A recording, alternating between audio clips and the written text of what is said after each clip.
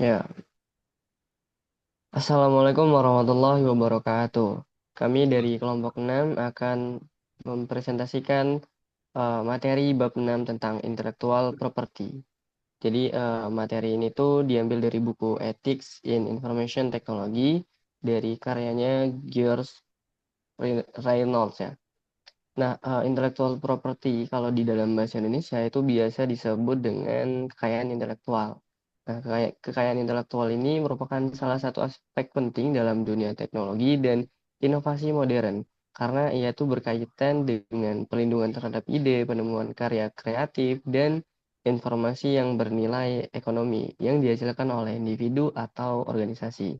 Jadi tanpa perlindungan KI atau karya kekayaan intelektual, inovasi itu akan sulit berkembang karena pencipta tidak mendapatkan penghargaan atau imbalan atas usahanya. Nah, maka materi ini tuh sangat penting untuk dibahas ya. Boleh di next?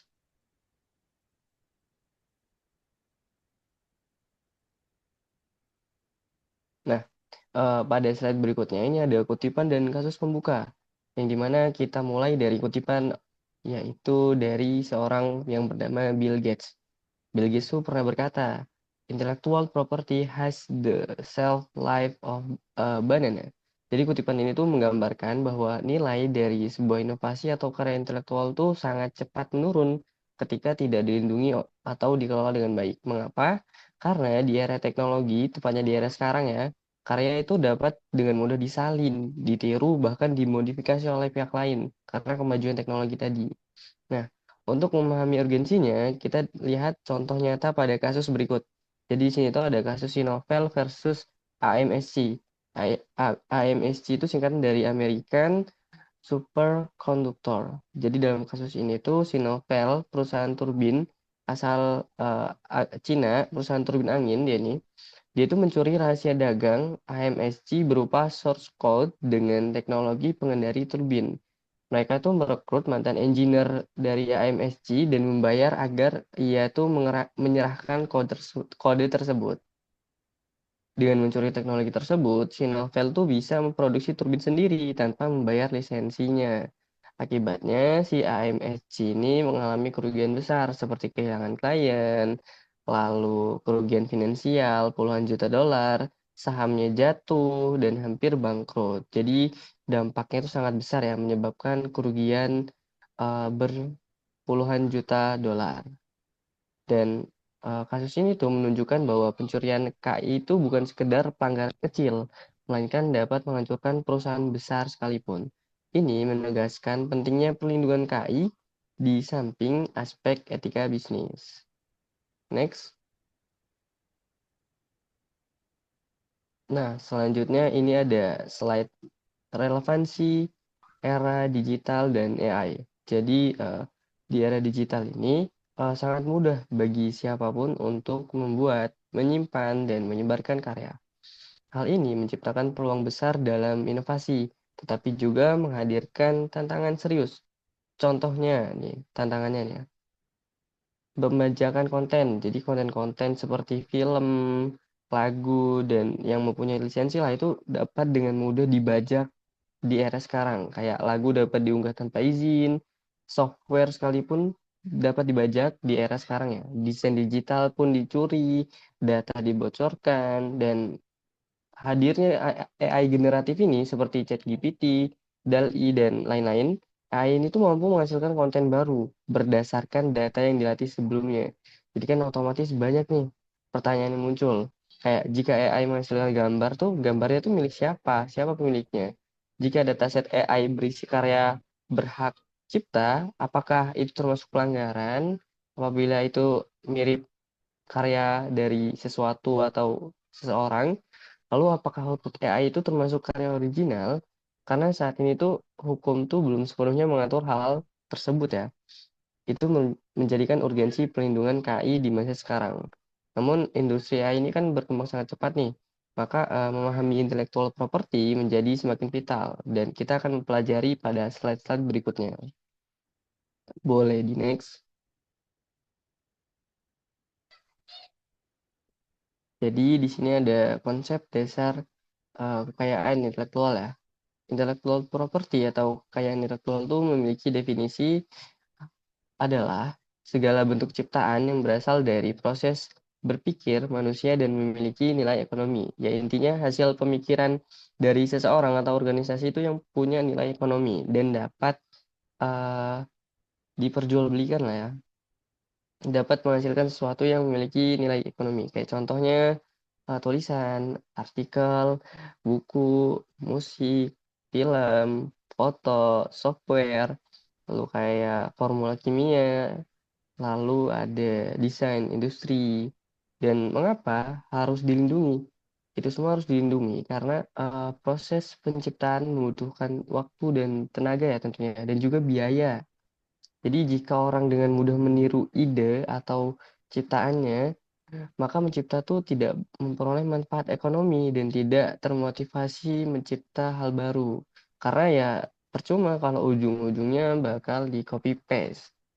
Dan dari buku ini juga kita tuh dapat belajar. Jadi ada tiga bentuk kekayaan intelektual yang paling umum. Yang pertama tuh ada copyright, yaitu hak cipta. Itu merupakan melindungi ekspresi ide, teks, musik, software. Jadi copyright itu dapat melindungi ekspresi seperti ide, teks, musik, software. Lalu bentuk AI yang kedua adalah paten. Jadi paten itu melindungi invensi. Yang di dalam itu ada produk, metode, dan proses. Lalu yang bentuk KI ketiga itu ada trade secret atau rahasia dagangnya. Jadi ini tuh melindungi informasi bernilai kayak resep dan algoritma yang nantinya bakal dijelasin di slide-slide berikutnya. Dan semua jenis ini memiliki aturan hukum yang berbeda, syarat yang berbeda, dan masa pelindungan yang berbeda. Tuh, mungkin Mbak di next. Sini ada perbandingan antara Amerika Serikat versus Indonesia ya. Sini ada tabel, tentunya ada tabel aspek, lalu di samping ada Amerika Serikat dan Indonesia. Nah, tabel-tabel ini itu kayak perbandingan antara negara kita dengan negara Amerika Serikat. Jadi tujuannya adalah untuk menunjukkan bahwa kedua negara itu memiliki apa ya, struktur hukum yang sama-sama mengatur KI, tetapi kayak dari segi aspek kekuatan, penegakan budaya hukum dan efektivitas implementasinya itu berbeda sangat jauh ya.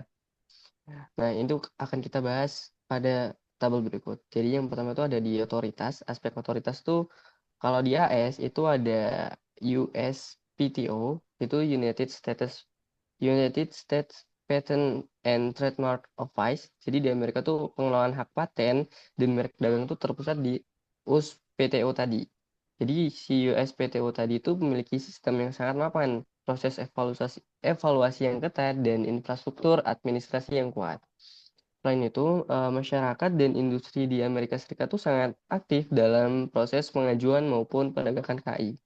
Itu dari si Amerika Serikat untuk aspek otoritas. Kalau dari Indonesia, jadi di Indonesia itu KI itu diatur dalam DJKI atau Direktorat Jenderal Kekayaan Intelektual. Jadi fungsinya itu ya hampir serupa dengan USPTO. Jadi di DJK ini di bawah Kemenkumham ya. Sistemnya sudah digital, namun masih banyak tantangan seperti proses panjang, kesiapan dokumentasi, dan literasi masyarakat yang rendah. Maksudnya tuh kayak AS tuh memiliki lembaga yang sangat kuat lah dan efisien, sementara Indonesia tuh masih kayak terus membangun fondasi dan penegakan KI. Yang kedua tuh ada aspek regulasi. Kalau dari Amerika Serikat sendiri tuh ada DMCA atau Digital Millennium Copyright Act. Jadi DMCA itu adalah undang-undang yang berfokus pada perlindungan hak cipta di ranah digital. DMCA juga mengatur takedown konten, melarang peretasan sistem proteksi, dan memberikan mekanisme pelaporan yang cepat gitu. Platform seperti YouTube sangat terikat DMCA dan wajib menghapus konten-konten ilegal. Selanjutnya ada Indonesia. Jadi kalau dari regulasi Indonesia sendiri, UU ini juga tuh punya eh, Indonesia juga punya UU yang namanya itu UU 28/2014 tentang hak cipta. Jadi UU itu mencakup perlindungan digital, tetapi implementasinya itu belum seketat DMCA ya, yang ada di AS. Misalnya kayak situs streaming ilegal tuh masih banyak yang beroperasi dan sering muncul kembali setelah diblokir. Selanjutnya ada aspek paten. Kalau dari Amerika Serikatnya sendiri, itu ada USPTO juga. Jadi USPTO itu bukan hanya mengatur paten ternyata. Lembaga ini tuh menjadi standar internasionalnya. Banyak perusahaan besar seperti Apple, Google, dan Tesla mendaftarkan ribuan paten per tahun. Kalau di Indonesia itu ada UU 13/2016 tentang paten juga. Indonesia memiliki aturan paten yang jelas, termasuk paten sederhana. Namun jumlah aplikasi patennya itu masih rendah. Sebagian besar tuh dari luar negeri, bukan inovator lokalnya.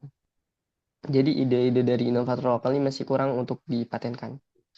Kalau yang dari aspek 4 itu ada rahasia dagang. Kalau dari Amerika Serikat sendiri itu ada UTSA, Uniform Trade Secret Act. Jadi itu UTSA itu menjadi standar pelindungan rahasia dagang di seluruh Amerika Serikat.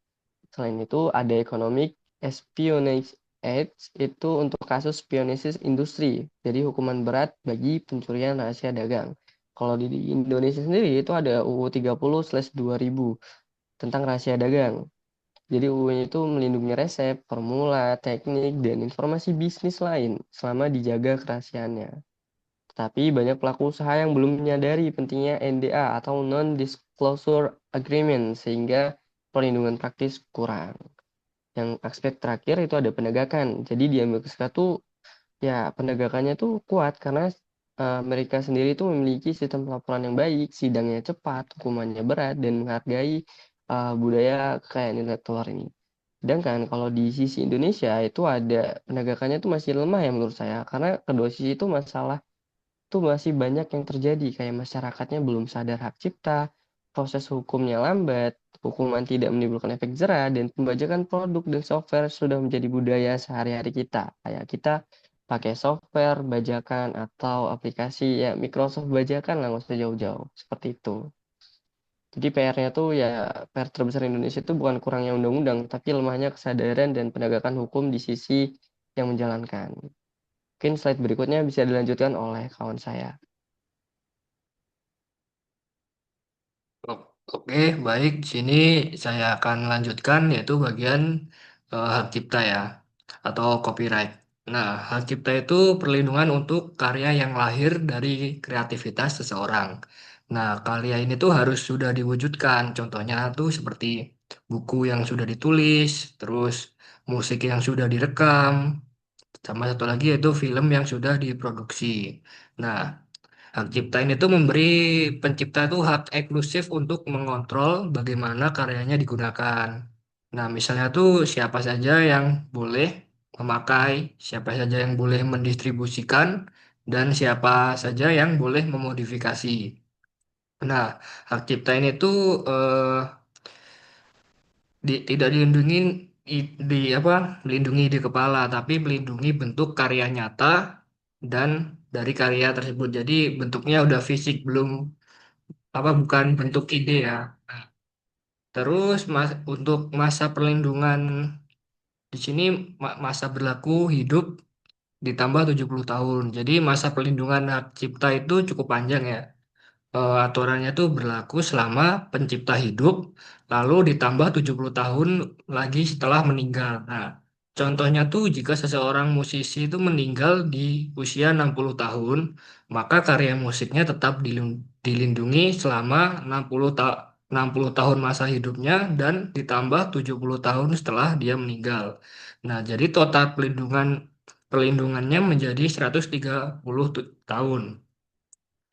Nah, oke, contoh pelanggarannya itu dalam kehidupan sehari-hari aja ya.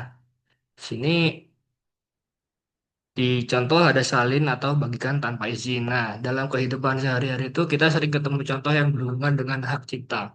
Misalnya tuh aplikasi yang kita pakai di HP, terus film di Netflix, sama yang lain-lain seperti template. Nah, bahkan suara notifikasi.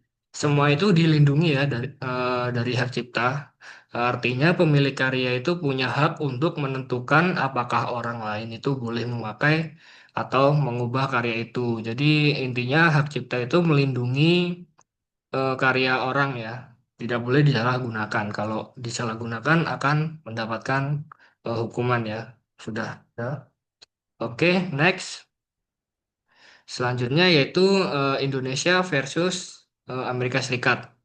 Nah, pada slide ketujuh ini eh, yang pertama yaitu dari Amerika Serikat. Nah, aturan yang melindungi hak cipta dikenal dengan DMCA. Nah, itu pada Amerika Serikat ya. Nah, DMCA itu mengatur dua hal utama. Yang pertama yaitu anti-encroachment dan takedown. Nah, untuk yang anti-encroachment itu eh, larangan mengakali sistem proteksi digital. Dan yang kedua yaitu takedown atau penghapusan.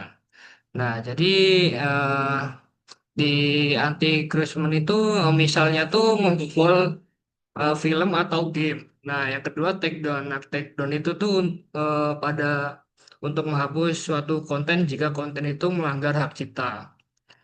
Nah, di Indonesia kita memakai Undang-Undang Nomor 28 Tahun 2014. Nah, aturan ini tuh mencakup pelindungan karya digital, misalnya video YouTube, software, template, karya fotografi digital, dan sebagainya. Sama seperti Amerika Serikat, masa perlindungan hak cipta di Indonesia itu juga berlaku selama pencipta hidup dan ditambah 70 tahun setelah meninggal. Nah, kalau pencipta, wah, kelas gue. Nah, ini tuh penting karena banyak karya tetap menghasilkan nilai ekonomi walaupun penciptanya sudah meninggal. Nah, contoh kasus di Indonesia yaitu sengketa lagu cipta ya, seperti lagu Lagi Cantik. Nah, kasus ini tuh menunjukkan bahwa karya digital pun tetap punya nilai hukum. Contoh lain adalah penggunaan software tanpa lisensi. Nah, banyak usaha kecil memakai software bajakan untuk desain, akuntansi, atau editing. Padahal software itu dilindungi oleh hak cipta dan itu tentunya sudah melanggar undang-undang hak cipta ya. Oke, untuk selanjutnya masuk ke slide ke-8 yaitu paten. Nah, pada paten itu ada eh, yang pertama itu ada melindungi penemuan teknis. Nah, paten itu berbeda dengan hak cipta. Paten melindungi penemuan teknis. Nah, penemuan ini tuh harus memberi solusi terbaru terhadap masalah tertentu. Syaratnya harus baru, memiliki unsur inventif dan bermanfaat tentunya. Nah, jika sudah terdaftar, pemilik paten mendapatkan hak eksklusif untuk memakai, memproduksi, dan menjual penemuan ini. Nah, masa perlindungan paten adalah 20 tahun sejak tanggal pengajuan. Misalnya paten diajukan tahun 2025, paten itu berlaku sampai 2045. Setelah masa itu lewat, teknologi itu menjadi milik umum dan bebas digunakan. Nah, terus jenis paten tuh ada tiga. Yang pertama yaitu utility, design, dan plan. Nah, untuk utility sendiri itu untuk teknologi utama, misalnya seperti mesin, alat, atau metode. Nah, yang kedua yaitu desain. Nah, untuk desain itu berbentuk visual suatu produk. Misal tuh seperti desain, terus video gitu, desain botol, minuman, atau bentuk smartphone. Nah, selanjutnya yaitu eh, yang plan. Nah, yang plan itu untuk varietas tanaman hasil rekayasa. Nah, untuk contoh nyatanya dalam kehidupan itu banyak ya, misalnya bentuk kamera di smartphone, teknologi charge cepat, sistem face unlock, atau bahkan bentuk karakter mainan. Nah, semua itu bisa dipatenkan karena ada unsur teknis atau desain yang terbaru dan belum pernah diciptakan oleh siapapun. Oke, selanjutnya, next, kita masuk ke paten Indonesia. Nah, paten Indonesia ada perlindungan paten itu diatur di dalam Undang-Undang Nomor 13 Tahun 2016. Nah, aturan ini mengatur prosedur pendaftaran, masa perlindungan, dan jenis paten. Nah, Indonesia juga menyediakan di sini ada paten sederhana ya. Nah, jadi paten sederhana itu untuk inovasi teknis dengan tingkat kompleksitas yang lebih rendah. Nah, prosedurnya tuh lebih cepat, cocok untuk UMKM atau investor pemula. Nah, selanjutnya yaitu masa perlindungan paten itu ada 20 tahun sejak tanggal pengajuan. Misal sebuah perusahaan mengajukan paten 2002, pada tahun 2020, maka eksklusif paten itu berlaku sampai tahun 2040. Dalam masa itu hanya pemilik paten yang boleh menggunakan teknologi tersebut. Nah, untuk contoh yang selanjutnya ada contoh lokal. Nah, contoh lokal itu yang sering dibahas adalah teknologi layanan Gojek dan Grab. Nah, banyak fitur seperti sistem pemetaan, algoritma rute, sistem pembayaran, dan manajemen order yang dilindungi melalui paten atau kekayaan intelektual lain. Nah, selanjutnya yaitu ada contoh global. Nah, pada contoh global ini, kasus yang paling terkenal adalah Apple melawan Samsung. Nah, pada kasus ini berkaitan dengan desain ponsel dan fitur multi-touch. Nah, Ap- Apple mengeklaim bahwa desain sudut melengkung layar dan gerakan pitch to zoom adalah teknologi yang dipatenkan. Sengketa ini tuh berlangsung bertahun-tahun dan melibatkan nilai tuntunan yang sangat besar. Oke, sekian. Mungkin bisa dilanjutkan oleh rekan saya. Oke, langsung aja next. Oke, pada slide ini kita akan membahas salah satu bentuk kekayaan intelektual, yaitu rahasia dagang. Nah, rahasia dagang merupakan informasi yang bersifat rahasia, lalu memiliki nilai ekonomi, dan dijaga oleh pemiliknya. Nah, informasi ini tidak diumumkan ke publik dan nilainya ada selama tetap dirahasiakan. Dia itu tidak seperti paten. Rahasia dagang tidak perlu didaftarkan ke negara. Perlindungannya bukan melalui pendaftaran, melainkan melalui upaya aktif untuk menjaga kerahasiaannya. Nah, kriteria rahasia dagang meliputi tidak diketahui umum, ada nilai ekonomi, dan dijaga kerahasiaannya. Nah, untuk di Indonesia sendiri, eh, payung hukum rahasia dagang diatur dalam Undang-Undang Nomor 30 Tahun 2000 tentang Rahasia Dagang. Undang-undang ini menegaskan bahwa pelanggaran terjadi bila seseorang mengungkapkan, menggunakan atau memperoleh rahasia dagang tanpa izin. Misalnya dengan mencuri dokumen, membocorkan informasi perusahaan, atau menyalin metode kerja. Nah, di sini ada contoh kasus, yaitu CV Bintang Harapan versus Hipin Indonesia. Nah, CV Bintang Harapan merupakan perusahaan yang bergerak di bidang kopi, yang memiliki resep racikan kopi khusus ya.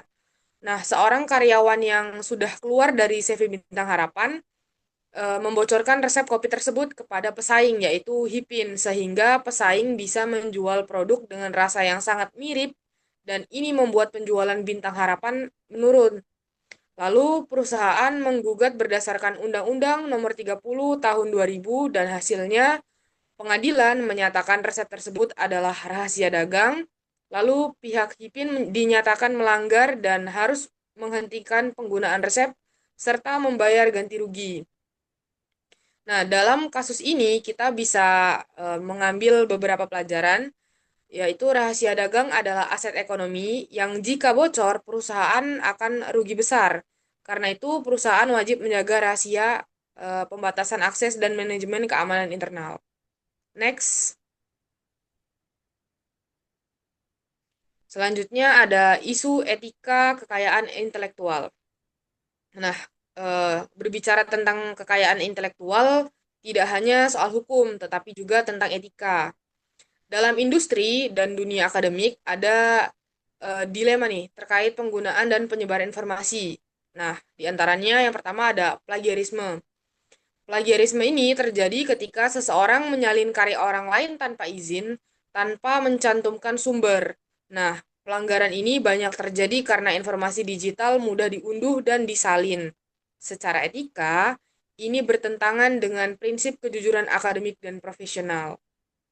Lalu yang kedua ada reverse engineering. ini adalah proses membongkar suatu produk untuk mengetahui cara kerjanya. Nah, ini nih menjadi dilema. Kenapa? Karena jika dilakukan untuk pembelajaran itu etis, tapi jika dilakukan untuk meniru dan menyalin produk itu melanggar etika dan hukum. Lalu yang ketiga ada open source. Nah, open source ini memberi kebebasan untuk melihat, mengedit, dan menyebarkan kode. Namun, etika pengakuan kontribusi tetap harus dijaga. Jangan klaim karya open source sebagai karya pribadi. Lalu yang keempat ada cyber squatting. Ini merupakan tindakan mendaftarkan nama domain yang mirip dengan merek terkenal untuk keuntungan pribadi. Nah, secara hukum ini melanggar hak merek dan secara etika menunjukkan praktik bisnis tidak jujur. Lalu yang kelima ada intelligent kompetitif versus spionase industri. Nah, mengumpulkan informasi pasar melalui sumber terbuka adalah intelijen kompetitif atau etis. Tetapi mencuri informasi perusahaan lain melalui hacking, suap pegawai, atau penyusupan adalah spionase industri, tidak etis dan ilegal. Lalu yang terakhir atau yang keenam ada etika AI generatif.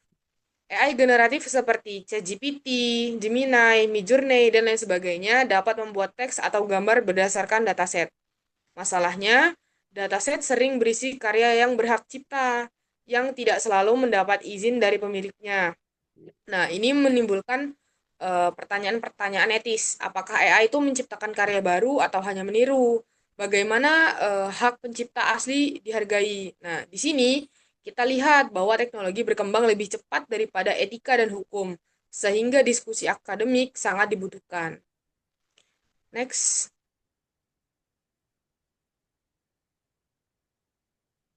Lalu yang selanjutnya ada konteks Indonesia. Nah, di Indonesia perlindungan kekayaan intelektual itu ditangani oleh beberapa lembaga. Yang pertama ada DJKI atau Direktorat Jenderal Kekayaan Intelektual, yang dimana mengurus pendaftaran hak cipta, merek, paten, dan sosial hukum. Lalu yang kedua ada Kominfo. Di sini dia mengawasi konten digital termasuk pelanggaran KL online. Lalu yang ketiga ada BSSN atau Badan Cyber dan Sandi Negara. Ini melindungi keamanan cyber termasuk pencurian data dan spionase industri digital. Lalu yang kedua ada tantangan di Indonesia. Nah, tantangan di Indonesia ini meliputi pembajakan digital masih tinggi seperti software, film, dan musik yang telah dibahas pada slide sebelumnya. Lalu yang kedua ada kesadaran hukum masyarakat yang masih rendah.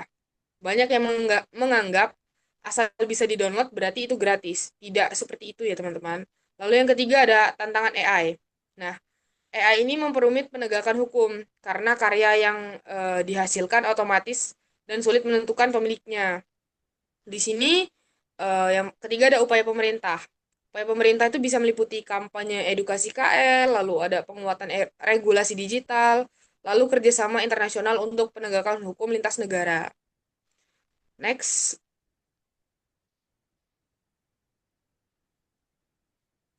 Oke, selanjutnya ada studi kasus akhir, AI dan hak cipta.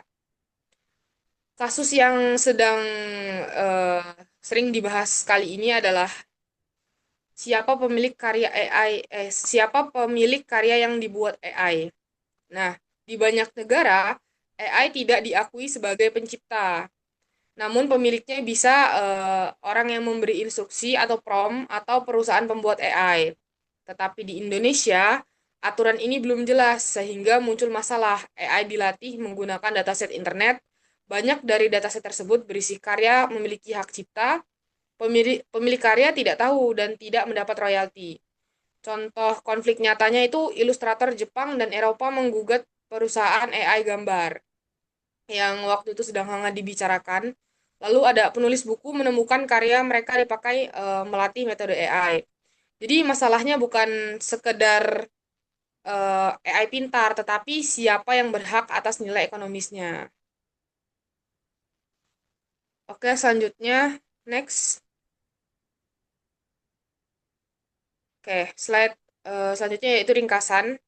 Nah, di sini kita telah mempelajari bentuk-bentuk KL. Yang pertama ada hak cipta, lalu paten, dan rahasia dagang. Lalu di sini penting untuk inovasi. KL sangat penting ya untuk menjaga inovasi dan daya saing. Lalu yang ketiga ada tantangan era digital dan AI. Tantangan terbesar saat ini datang di era digital dan AI. Lalu yang terakhir, Indonesia sudah memiliki hukum, tetapi penegakan dan kesadaran publik masih harus ditingkatkan. Next. Oke, selanjutnya kita masuk ke sesi diskusi. Jadi ada 3 pertanyaan di sini. Pertanyaan pertama ya, kita mulai dari pertanyaan pertama. Ya, yang pertama Apakah itu. AI dapat diakui sebagai pencipta? Kalau dari Dani sendiri gimana? Kalau dari aku sendiri tuh AI itu nggak bisa ya dianggap sebagai pencipta. Tapi yang dapat diakui pencipta tuh tetap manusianya yang ngarahin AI kayak yang ngeprom. Jadi AI itu cuman jadi alat bantu doang. Nah, kalau karyanya dari AI yang punya hak cipta itu tetap orangnya yang bikin prompt atau orang yang mengatur prosesnya. Jadi AI-nya nggak bisa dianggap sebagai pencipta. Itu dari saya sendiri. Mm-mm. Kalau dari Naila sendiri gimana? Kalau dari saya sendiri sih, AI itu enggak sih, enggak diakui sebagai pencipta. Karena kalau tadi kita bahas itu dalam hukum hak ciptanya sendiri itu harus ada unsur kreativitas kan. Lalu ada juga kesadaran dalam berkarya. Sedangkan AI ini kalau misalkan nggak kita perintahin sama manusia, ya dia nggak bakal bisa apa ya, nggak bakal bisa buat sesuatu gitu. Tetap manusia yang pencipta. Hmm. Kalau dari saya sendiri sama kurang lebih jawabannya. Jadi AI itu ya nggak bisa diakuin sebagai pencipta. Karena sejatinya karya-karya dari AI itu kan bersumber dari referensi-referensi yang ada di dunia nyata, seperti produk-produk yang sudah jadi sebelumnya. Dan juga mungkin kalau eh, diakui sebagai pencipta tadi nggak bisa kan, tapi kalau dia digunakan sebagai apa ya manfaat untuk menciptakan produk kita, jadi kita mengkombinasikan antara AI dan juga ide kreativitas kita, mungkin bisa saja itu diakui sebagai pencipta, tapi tetap kita yang diakui bukan AI-nya. Jadi AI itu sebagai pembantu untuk mewujudkan mimpi kita lah. Kalau lebih seperti itu untuk pertanyaan pertama. Oke, Mungkin kita lanjut yang kedua ya. ya lanjut aja. Jadi mengapa pelanggaran kekayaan intelektual ini marak di sektor digital? Siapa yang mau ini jawab pertama? Mungkin saya dulu ya.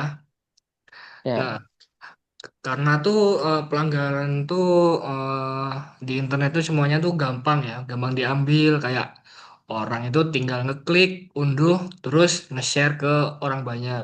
Jadi banyak juga yang nggak ngerti aturan kak apa ini KI, KL, KI, karya kekayaan intelektual. ya kekayaan intelektual ya. Terus software atau aset digital tuh yang asli tuh kadang mahal. Jadi orang-orang tuh pilih ngambil yang bajakan aja. Kayak konten Hmm, konten digital tuh juga cepet banget nyebar. Jadi makin susah dikontrol. Jadi banyak orang tuh kayak mau beli tapi kok mahal, tapi ada yang bajakan. Jadi lebih milih yang bajakan juga. Mungkin itu dari saya. hmm. Kalau dari saya mungkin ya, kalau dari saya sendiri, mengapa pelanggaran KI marak di sektor digital? Karena kemudahan akses yang disediakan oleh teknologi zaman sekarang. Ditambah eh, kebanyakan orang tuh nganggap kalau internet tuh hanya sebatas dunia digital ya, beda dengan dunia nyata. Padahal ya di dunia digital juga kita bisa melukai eh, hat- hal-hal yang bisa di dunia nyata. Maksudnya kita bisa melukai orang yang ada di dunia nyata lewat dunia digital tersebut. Jadi dunia digital ini bukan semata-mata dunia yang bohongan. Ini juga merupakan bagian dari dunia nyata.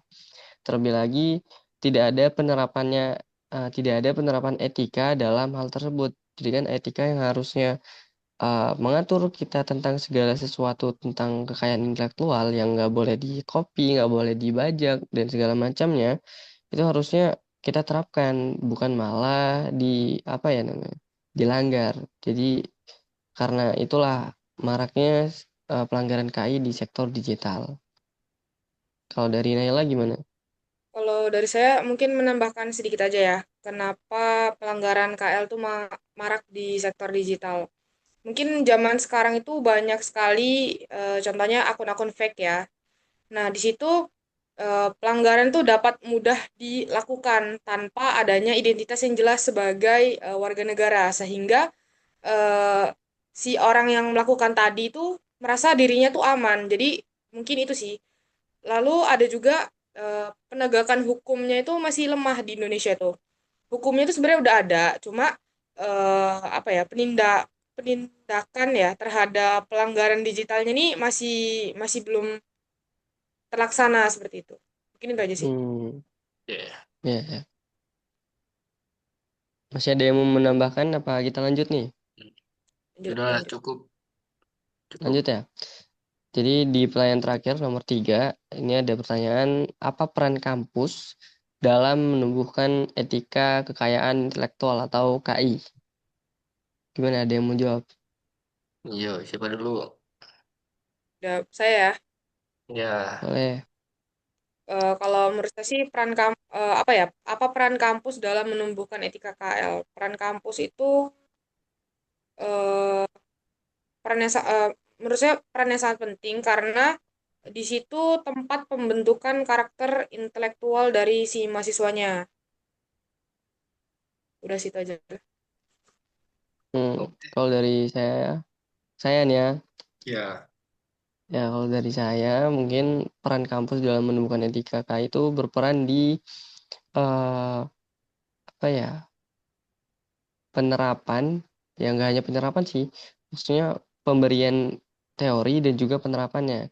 Contohnya seperti yang sedang kita jalani sekarang, kita kan sekarang lagi ngerjain tugas mata kuliah dari etika nih. Nah, kita diajarin teori-teori dari etika seperti kayak kasusnya apa aja, lalu pelanggarannya apa aja, yang boleh apa aja, dan yang nggak boleh apa aja, yang nantinya itu diharapin kalau kita tuh bakal menghindari hal-hal yang nggak boleh dalam penerapannya. Jadi peran kampus tuh ya sangat penting dalam pelajaran etika nih untuk menumbuhkan sikap kita untuk kedepannya agar sesuai dengan etika dalam kekayaan intelektual ya. Sebenarnya nggak dalam kekayaan intelektual aja, tapi etika dalam keseluruhan beraktivitas atau etika profesi lah dan lain-lain. Seperti itu.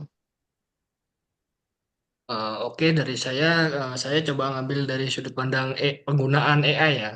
Nah, jadi kampus itu tuh perlu ngajarin cara pakai AI yang benar, nggak asal-asal kayak misal penyalahgunaan kayak membuat video-video, gambar-gambar yang melanggar etik seperti yang berbau-berbau pornografi, terus. Nah, kampus itu harus mengasih aturan yang jelas agar mahasiswa nggak menyalahgunakan AI buat tugas. Nah, terus selanjutnya kampus juga bisa ngadain pelatihan atau diskusi soal literasi digital dan KI ini tentunya. Nah, intinya kampus itu harus membantu membentuk budaya dan menghargai karya asli dan pakai AI secara etis dan eh, tidak melanggar aturan etika ya tentunya. Cukup dari saya. Apakah ada yang mau menambahkan lagi? Cukup. Cukup ya. Cukup. Sepertinya cukup sampai di sini video kali ini. Video tugasnya, saya minta maaf, saya dan teman-teman minta maaf apabila banyak kekurangan dalam pembuatan videonya. Sekian dari kelompok 6 kelompok kami. Wassalamualaikum warahmatullahi wabarakatuh. Waalaikumsalam warahmatullahi wabarakatuh.